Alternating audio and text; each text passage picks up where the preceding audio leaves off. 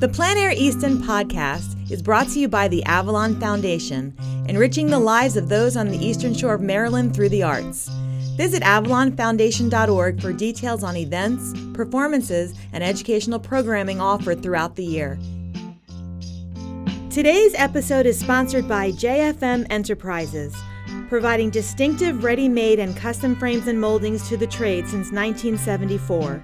Visit jfm.net to view their catalog of designs.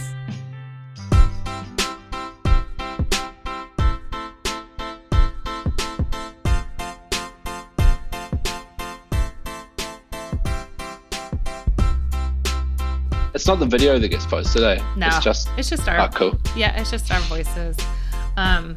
We try to provide all the color with our commentary. Yes. Nick sounds like a doubter. I know. He's doubting us, I think. No, he's not. He said he was a fan. It's all right. Well, good. Well, then we'll get started, right? I think we're started. Nick says we can. The other Nick, our tech person, is named Nick too, just to like really complicate things. Oh, it's a great name. It is a great name.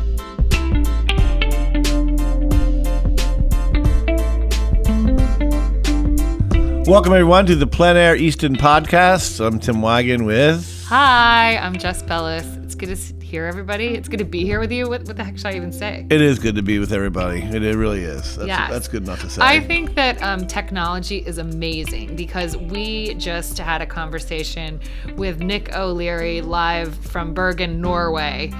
Yeah. I think it was probably, 7 o'clock over there? We were probably interrupting his dinner.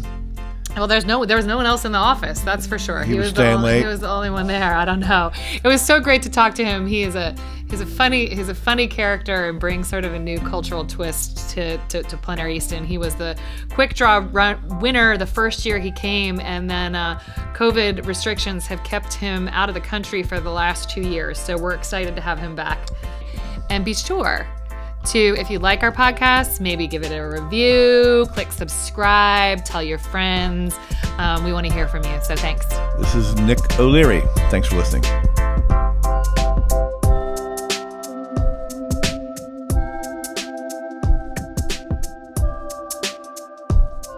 Nick, welcome to the show.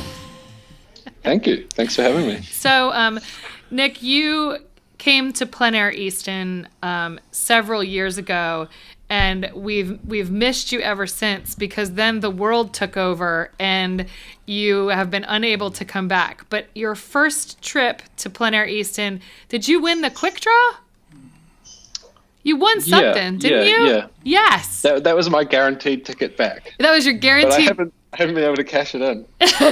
He's been holding on to that guaranteed ticket like Willy Wonka gave it to him or something. Yeah, there you go. One of the things that is exciting for us to talk to Nick today is that he is one of our painters that has traveled to Easton from overseas, and so that made it even more complicated for him to try to get back last year. I don't know if they weren't letting you out or we weren't letting you in, but it was a complicated time because of coronavirus. Yeah, I think you guys were quite a bit in front of us with vaccines. Yeah. So it was just making it a bit complicated. My age group was kind of the end of the list. Got it. So I just had to wait ages. So let's back way up. Nicholas, you live in Norway now, but you're not from Norway. Is that correct? No, I'm from New Zealand. You're from New Zealand. So yeah. So talk about. I always like to start these interviews with, when did you realize you were an artist? So you're born in New Zealand, and did you start painting and drawing from when you were little, or is it something that you kind of found your way to later? Yeah. I mean, shit, I have never sort of thought about it so much. I definitely painted when I was younger. And, how young? I mean, I wasn't exceptional, I don't think. But once it got to high school, I think, then some kid had passed away at our school years ago, and his parents had donated to the art department. So the art department had quite a lot of funding, so it had free oil paints, and everything was sort of just there. And you could go in at lunchtime if it was raining. We had this school uniform where we just had shorts, and it was still a bit cold in winter in Auckland. So we'd kind of hang out in the art room. And it was when Banksy was sort of just, he'd had this book out then. It must have been about 2000 and, I don't know, 4 or something. How old are you? Maybe earlier, maybe 2002. 34. Yeah. Okay. Good. Yeah, I'm so old. I was just trying to. He couldn't do relate. that. Yeah. He couldn't do that math fast enough in his head to try to figure out how old you are. So you're spending these rainy days in the art room, and how did that progress? Did it progress to college? Did it progress to more schooling, or how did your path take you from there to applying to an obscure art competition across the globe? Yeah. I mean, it was even at that stage, I was sort of getting little commissions from my friends' parents just at high school. And then I studied architecture. To paint what? I mean, that's a pretty big leap. He's like, I wasn't actually very good or gifted, but I was already getting paid for commissions in high school. That seems crazy. No, by high school, I was then you were better. Exceptional. Gotcha. So you were making money early. And were you painting or drawing? What were you? Yeah. McDonald's or something. Yeah. Oh, they gave you a McDonald's happy. If you paint that mountain for me, I'll give you a Happy Meal. What were you painting or drawing then? I think because we were into surfing. So one of my friend's dads was a surfer. He got me to paint a picture of him surfing, and then someone else got me to paint a picture of their parents' home, and sort of just weird little things like this. Eventually, when it came down to I had to see the careers counselor and stuff, it was they all told me to go to architecture school rather than fine arts. Got it. This is one of the reoccurring themes of our don't podcast. Be an artist. Yeah. So did you do that then? Yeah, I believed everybody that it was. So you promptly enrolled in architecture school, and where did that take you? So then, I finished architecture school, and then still in New Zealand, or no? Yeah. And then I got a job over in Norway while I was in New Zealand, so I moved over here as an architect. Yeah. What made you even look for a job in Norway? That's a long ways. It's not like that's a hop, skip, and a jump from New Zealand. Nah, it was like a sort of a new industry that was a bit specialized. So there wasn't many companies doing this, and there wasn't many people that wanted to do it. So what kind of architecture is it? It was kind of special. He's acting a little bit cagey, like it's secret architecture. Yeah, maybe it is. Yeah, maybe you can't talk about this. This could be our most interesting podcast yet. No, because it was back in the. Okay, I can go a bit more in depth into this then. So also at architecture school, when I was sort of in my third year, there was a watercolor artist, and he was the dad of one of the girls in my class. Mm-hmm. And he was sort of nearing retirement age, and he did all the pictures of the new buildings on billboards or wherever they hang them up on building sites and in the newspaper. Like architectural renderings of what's coming. Yeah. Got it. Okay. So I was like, this could be me actually. So it almost fits perfectly. But then just as that came around, in addition, I was also quite into coding at architecture school. This was in sort of parametric building design was at least reaching New Zealand. Uh-huh. So then everything turned digital. So they used the same sort of software that movies use. Right. To what they do now. So then this was sort of just emerging in a few places. There was one in France and one in a company in France, a company in Norway, and a company in London were all that I knew about. I'm sure there were probably a few other obscure ones around. So back then it was no, of course, not many of the architects even modeled their things in 3D. They still drew them. Right. So it'd be for us to sort of create a whole new world. from simple, plan drawings and stuff, elevations. Yep. Building the actual building inside the computer to scale so that you can go through it. So that's what you moved to Norway to do. Yeah. And were you still painting like surfers and other things for fun, or was sort of all your creative energy put into like academics and, kind of getting yourself situated in architecture? No, so through architecture school, I was exhibiting. I had some solo shows, and then when I first came to Norway, actually doing my masters, like the 1 year of my masters, I don't think I did much painting. And then the first year I came to Norway, I had to do Norwegian classes and get orientated with the new job and stuff. So I didn't really do much painting. But then after that, it was like full tilt again. Well, if you were doing the architecture and then sort of painting on the side, and now you're doing full painting, do you still do the architecture on the side, or is it all just full painting now? Yeah, no, I do some architecture stuff. Okay. Because it sounds like that's a pretty specialized, actually probably a pretty good job, I would imagine. Yeah, I mean, and that's also, but the two are coming closer together. Well, at least the architecture side is coming closer to painting. Like it's not purely architecture anymore. So it's sort of merging into, I don't know, graphic design and just design for like fashion and boats, cars, and everything. There's nothing really. you won't design or paint. That's what I'm hearing. Yeah. But that is basically it. That's why. So me and some friends set up a new company that does this, which is just to be so that we get to be creative and do lots of jobs rather than specializing. That's awesome. So how did you find your way to Plein Air Easton? We've tracked you all the way to Norway, and now like how on earth did you decide to apply? Well, I studied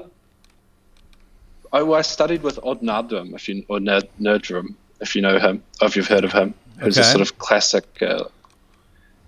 classical figurative painter, maybe you could say. And I saw him in a magazine here, so I thought, I got to study with him. His stuff looked amazing. So after I studied with him, that was everything. Sort of became from life after that, because he was very much. It seemed like he could really get a lot out of painting from life that I'd just never sort of seen in any painter before. And then I sort of took that into sort of landscape painting as well. But there was no one who does plein air painting here. Well, there's a few people now, but it's very sparse. There's no one like that I go with, or even in my town, I don't think. Why do you think that is?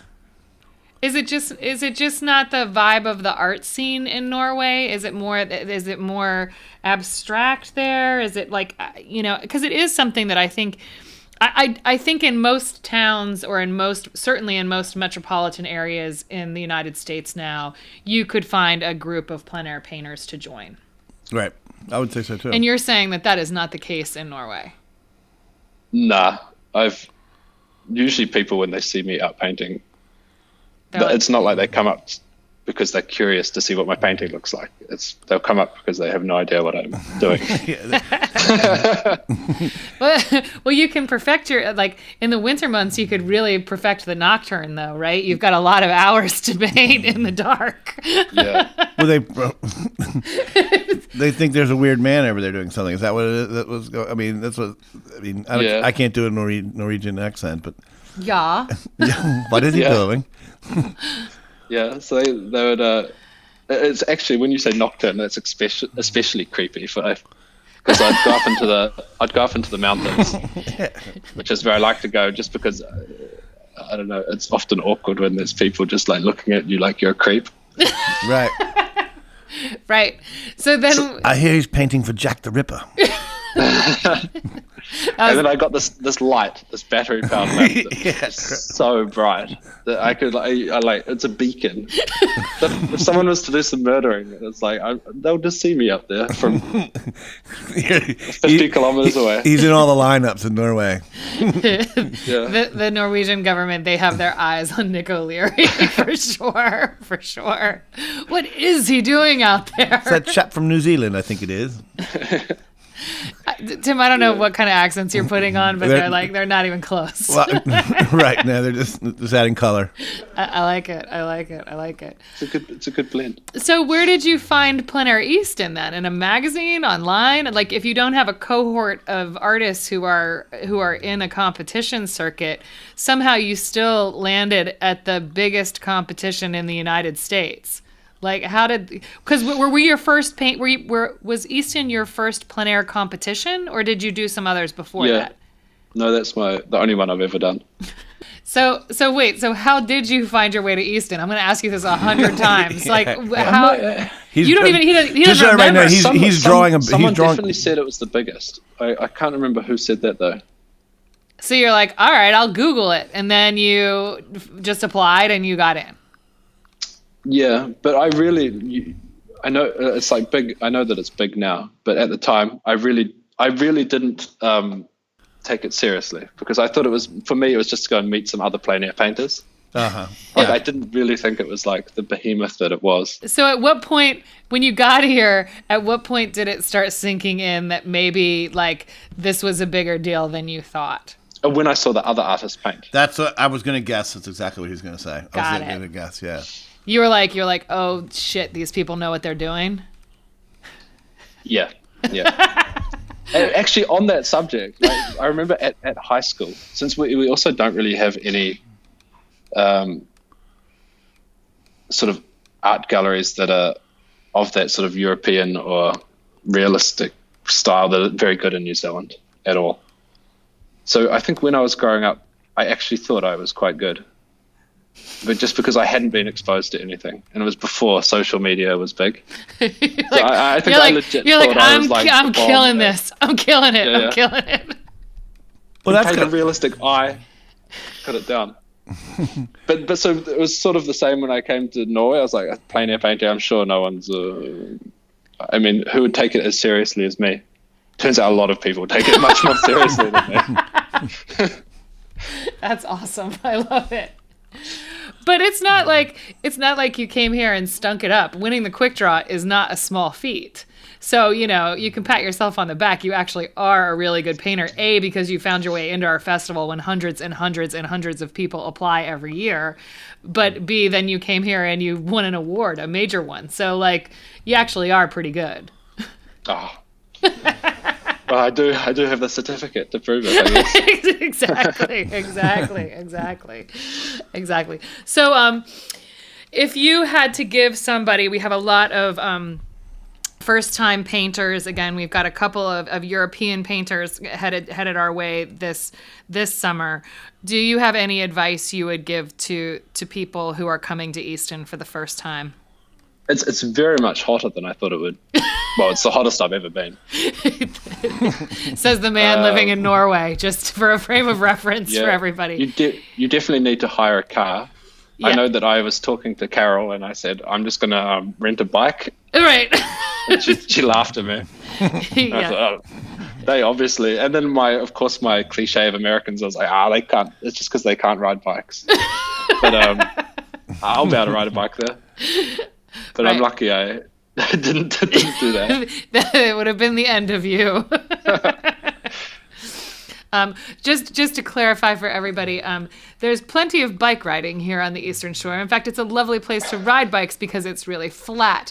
The downside is when it's Plein Air Easton, it's about 120-degree heat index, which makes it not a lovely time to be riding your bike.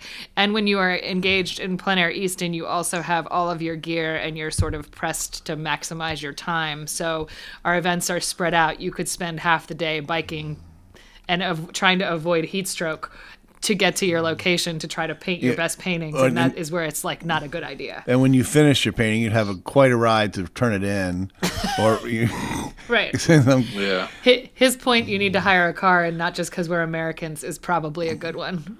Yeah. Yeah. Was there anything else that was a takeaway for you? And it's just so much more serious than I thought. I think I was shocked by that, because even on the first few days of painting, I just wanted to sort of hang out with the other painters. But they're all busy, of course. And they're like as hard as they can. They're like, be quiet, we're trying to paint. Like, hello, what's your name? Do you want to be friends on the internet? They're like, wait, there's that creep from Norway again. Just kidding. But there is camaraderie. Like, did you build relationships while you were here, or is that your goal in year 2? Yeah, there's plenty. No, I still talk to lots of the people. Yeah, it was really nice. It was like, that was just like a wonderful part of it, was that the artists were so like open and everything as well. Yeah. Once you sort of got behind the scenes, they were really like, would go and paint together. We'll meet tomorrow at the poppy fields and we'll paint together at like 5 a.m. or whatever it was. It makes for a club, or again, like a cohort. You're not so alone. Right. Yeah, I think a lot of people say that. Nick, do you still have a lot of friends back in New Zealand? What was coronavirus like for you being in Norway? I mean, everybody has their own experiences, but how did that sort of affect your life or your art or any of that? Oh, no, it was okay. Nothing to complain about. I think no big deal. Nick says. Well, were you pretty locked down? Like, did you have to stay at home? Were you like, it didn't change anything? No, everybody just went about their lives. Oh, you were meant to stay at home, but we just have this sort of a small. I had just lots to do. I just got an apartment, which was my first apartment. So then immediately I wanted to renovate it, not knowing how to renovate an apartment. So that gave me heaps to do. And then we'd started this new sort of company as well to do this various design projects. And that was a lot to do. And it was actually quite a relief not having to travel, to be honest. Usually I have to travel quite a bit and do workshops, and I really want to go painting here and here and here. And just to see my family in New Zealand for a few months every year, that turns out to be a huge chunk of time. Sure. Mm-hmm. So I really got stuff done during Corona, so it was good. That was like the most optimistic, right, like non-traumatized coronavirus summary I've ever heard. Yeah, again, you were younger, too. I think, so, yeah, that's. What is it? Just to follow up on that, I mean, it doesn't sound like it would matter to you much at all. But like, is it? America's we're all sort of over it now. We're sort of like moving on past. No vaccines, no masks. Is that where your situation is? In Norway? Yeah. Oh, we have I guess people still get vaccinated, but I mean, I think everyone's getting it now. I got it. Right. So I think everyone's got COVID already, so I'm not sure what happens with the vaccines then. Right. I think they said in 4 months you can come back or something like that. Got it. Mm-hmm. Got it. Yeah, no, we've had a lot of shots here, and again, we were like, the last podcast we did was the first time that I had sat with Tim and we hadn't both had masks on. Right. Like that is that's how sort of recently it's felt like it has loosened up around here. So that's just like a different perspective. Yeah. We still haven't kissed yet. I'm not. Tim has to work it into every interview right now. Everybody's a little still leery of kissing a little bit, but we're. Someday, maybe I'm just gonna sneak right up on you. Right. You never know what could happen next. Should we take a break? I've got to get this thing off my eye first before you do that, I'm sure. Take a break. Yes, We're going to take a break real quick. Nick, thanks for speaking with us. We'll be back in just a minute with more from Plein Air painter from Norway via New Zealand, Nick O'Leary. 1 second, we'll be right back. The 18th annual Plein Air Easton Competition and Festival takes place July 15th through the 24th, 2022. when 58 of the top plein air artists of our time will spend 1 week in Easton, Maryland, competing for thousands of dollars in prizes. Immerse yourself in a week of art exhibits, receptions, free demos, and panel discussions. Purchase exceptional and brand new art for that blank wall. Come for the art and make your summer memories at Plein Air Easton. The full event schedule can be found online at pleinaireaston.com.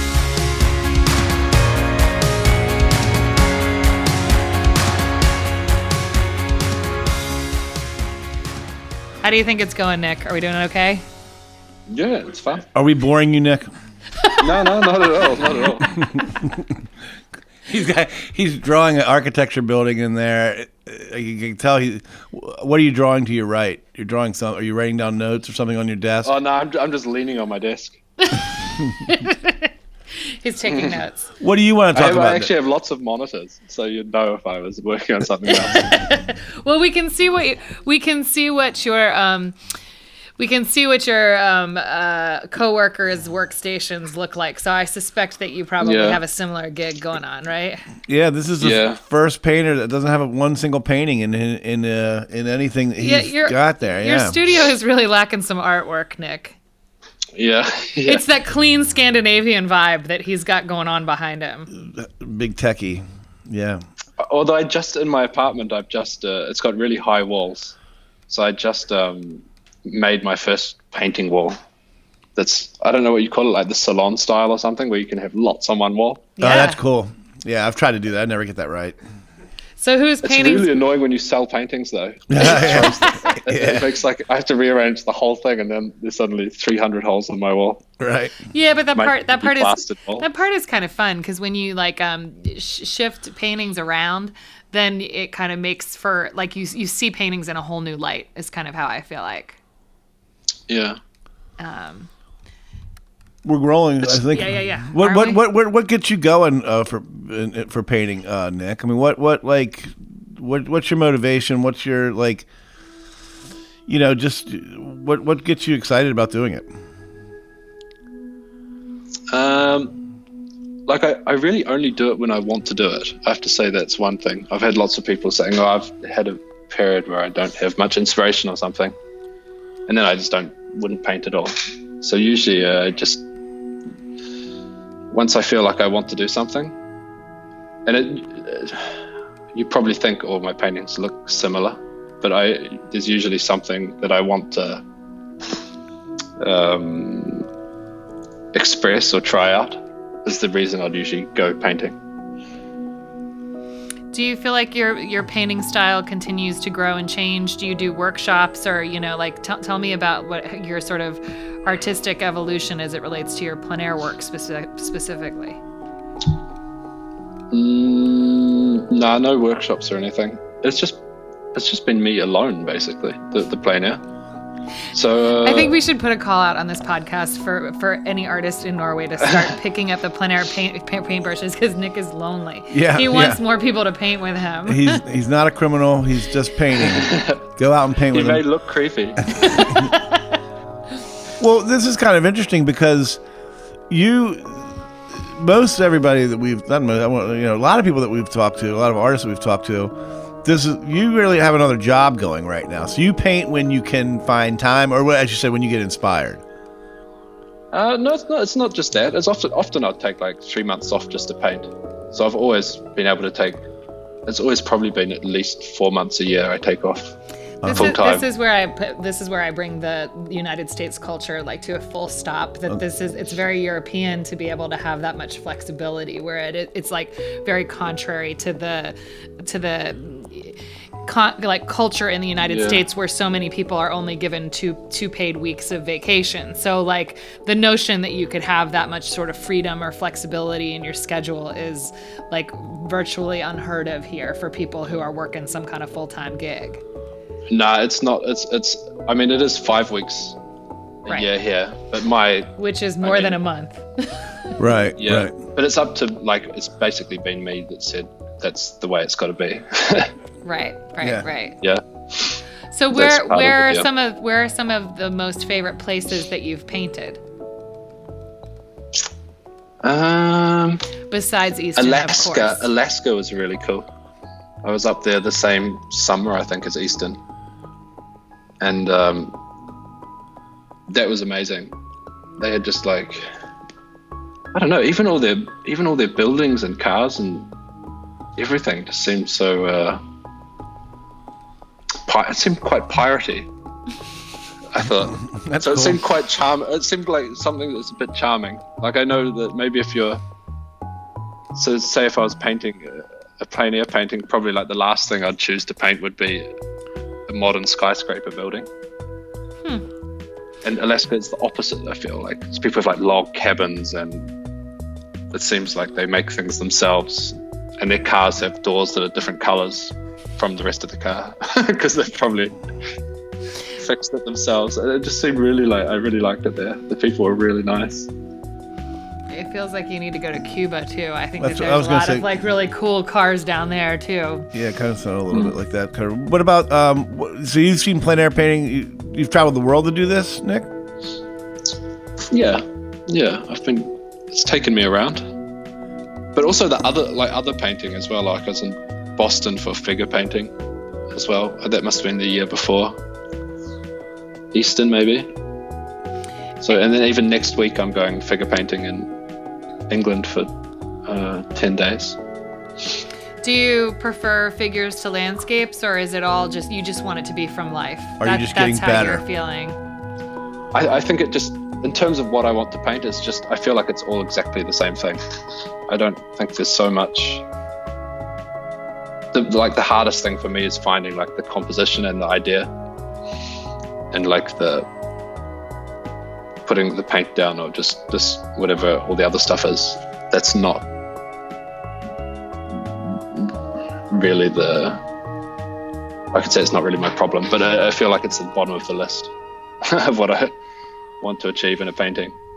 So the hardest thing is just trying to like figure out like where to start, what you want to like. Well, basically it's like I have my painting wall now, like I mentioned, and I want to have a new paint. I want to replace the paintings that disappear from my painting wall. Sure. And so it needs to be, and of course, since I have hundreds of paintings, it needs to be one of my best 30 to get on my wall. So if it's not one of my best 30, I'm actually not even interested in doing it. I'll just scrub it off the canvas. Gotcha. So it has to be something. It has to be something new or different or better. If I just have 50 streetscapes. Then you start getting a little bored with the streetscapes. Do you have any other artists on your wall, or like not on your salon wall, but like in your house? Like, is there other art that you like to look at to inspire you? Yeah. I have it from friends who are artists, some other plein air painters, and then lots from my family. Do you come from an artistic family? No one's like a professional artist, but everyone is creative. They're all like makers, as they say. Got it. Maker's gonna make. That's what they always say. Got it. What Nick, when you say you don't want to paint the same things over and over, you're not going to paint the same. How hard is that to find? Was he the guy who painted? What did you paint when you came here? He had that beautiful painting of the like downtown street, like on Harrison Street. Okay. Okay, yeah. So we were looking. Okay, gotcha. Yeah. We're looking at a couple of your paintings right here. We'll put them up on the YouTube so that people can see it too. Yeah. Oh, and you painted the place in the store down in Tillman. Beautiful work. How hard is it to find something new to paint? I would think that's quite hard because it requires a bit of a risk every time. Right. What do you mean? Because you've never painted something like that before, so you don't know if it's going to work. So I scrubbed quite a lot of my paintings off and ended up hardly having anything on my wall at the exhibition at the end. I remember that. I didn't want to show it. Now that you say that, I do remember he did not have real deep inventory. I think that you did not exhibit a lot of stuff. Perhaps it was a combination of wanting to socialize and not wanting to put your work forward that you didn't like. But yeah, some people at Easton produce 15, 20 paintings, and I think that you just had a handful for sale. It sounds like it's finding something different to paint. I mean, is that? Yeah. Well, and when you're in a brand new place, you've never been before. It's not like you can probably picture your city and the areas that you like to paint in your head, so you can sort of plan out like, oh, I'm feeling I remember that tree or that, and go check it out. But when you're looking at everything with new eyes, everything is a possibility. You know what you should paint when you come back, Nick? You should the ponds at Alan and Carol's house. Yeah, like everybody. Oh, I painted that. Well, no. But you should tell them to put their Christmas balls, because they had these huge Christmas balls that they hang out across those things during the holidays at night. It is really, really cool looking. That would be something. Cool. That might be a little bit of motivation for you. There you go. You go. Nick, there's a lot that's going on in the world right now. Certainly, there's a lot of, with what's going on in the Ukraine. Like, does any of that sort of, how is that vibe in Norway? Like, does it feel close? Does it feel far? Are people talking about it? Is there any worry? Yeah, it's all people are talking about. There's no COVID. No one's talked about. You're the first people I've heard mention COVID in a while. Right. Does that war feel close? I mean, it's not close, but it's certainly closer than here. Like Russia is we have a border with Russia. Right. Wow. So. And Norway was an occupied country during World War II. So that is another, it's not as if Norwegians don't have history with occupation. Yeah. I'm a bit, I was following it closely at the start, but, I don't really know what to think, to be honest. It's so awful. You just kind of have to tune it out. It'd just be me speculating on what is going to happen. I don't know. Yeah. It's a lot. Everybody's covering it, and it's all over. You can't really turn anywhere. So I totally get it too. I mean, I've actually I turn on the TV at the top of the hour and see if anything new has happened, and then just hope for the best, which doesn't seem to. It's not very fruitful these days. And that. We went through this with COVID, and I started to look at what artists did during the last pandemic, and there wasn't a whole lot. I mean, really, in the 1919 and 1920 pandemic, there wasn't really a whole lot.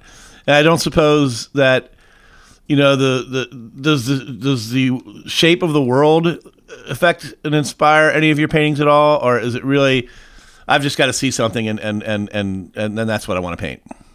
When I was younger, I was quite into really making the paintings smart. Right. With like a deep meaning behind them. But it seemed after a while, I felt like it was a bit like poetry when you're 14 or something. That every line means something, and there's all these symbols, and you really have this greater sort of goal behind it. Right. But again, it felt like I don't feel like I'm super smart, so I didn't feel like I'm in the position to be sort of trying to steer the world through my painting. So I was more interested in the painting itself after a while, right, and the challenges presented there. Do you have any goals for Plein Air Easton this year? We're going to see you again in the heat of the summer. You just looking to come back and have a good time and paint some paintings and see your friends? Yeah, I'm going to bring paintings this time. I remember they said last time to bring some paintings for the exhibition. Mm-hmm. And I was like, that'll be an extra bag. I can't be bothered. So that was a big part of the reason I had no paintings on my wall. So this time you're gonna have to go shopping on your salon wall and pick like your number 23 and your number 15 best painting, and maybe bring it to Plein Air Easton. Yeah. Yep. Unless it pisses you off, Nick, and you're gonna be in a bad mood because you're taking your salon paintings down. It might not be a good move for you to do that. Yeah. But at least I know all the sizes then for the new paintings I have to do. That's there true. You go. There you fit perfectly in. There you go. I like it. Nick, we're so glad you took the time to talk to us today. It's been fun having you on the air, and we can't wait to see you this July. I think it's going to be a really great year. Hotter than ever. That's what I'm predicting. Plein Air Easton, hotter than ever. I think the parties are going to be good too, Nick. Just so you know. I think I think there's going to be a wonderful spirit in the air for Plein Air Easton this year. I think Yeah. Is it bigger? Is it bigger this year? Yes. Is that the amount of people there always are? Yeah, well, yeah. I mean, like, no. Is it more badass than ever? Yes, it is going to be like way bigger in that way. But we always have 58 artists, Nick, and people always ask us why. Or is it 58? Because it's just kind of a weird number. Like, why not 60? Why not 55? And the answer is because we measured the walls at the Academy Art Museum, and that's as many as we could fit. So we could fit exactly 58, and so we've had exactly 58 from the start. So we have 58 great artists coming back. Some old favorites, some people we haven't seen for a while, some people we see all the time, and a bunch of new artists. So we're really kind of excited to see what kind of energy we're going to have at Plein Air Easton this year. We're sure it's going to be great. We've got some new events that are coming up that we've been working on, and I think it's going to be a really good time. So we're going to be happy to have you back. Definitely rent a car. Oh, I'm excited. I've already been looking. Now my concern is because I could see that I could get these really iconic American cars, like a Mustang or something. Oh, they love the Mustang in Europe. They love the Mustang in Europe. And the Corvette. Yeah, you could get a Corvette. Yeah. Or one of the ginormous pickup trucks you guys have. Yeah, they don't even make those in Europe. He's like, well, that'd be fun just to drive one of those. Yeah. Yeah. Now the fuel prices are going crazy. So now I'm like, they are very fuel inefficient. It already says like the gallons per mile on the rental place. Those big trucks do come with a hefty gas price tag. Do you even own a car in Norway? Do you own a car personally? Yeah. We have this like car sharing club. Yeah, no, exactly. It's a bit like the electric scooters, but for cars. Yeah. No, I my mom was actually born in Norway, so I have some Norwegian relatives and experience, and the situation with the cars in Norway is very different. Didn't you go there every Christmas or something? Not every Christmas, but I've been there a handful of times. Yeah, she used to go once a year, I think. That's not true. That's fake news. Fake news, everybody. I did not go to Norway every year. Looked over the cliffs onto the ocean or something like that? Yeah, stood on Preikestolen every year. No, I did not do that. This has been great, Nick. Thank you so much for your time today. And we'll be seeing you soon, okay? All right. Thanks, guys. Thanks, Nick. Can't wait. Vi har det gott. Vi har det gott. Ha det gott. Very good. Thanks, Nick. We appreciate it. All right. Bye-bye.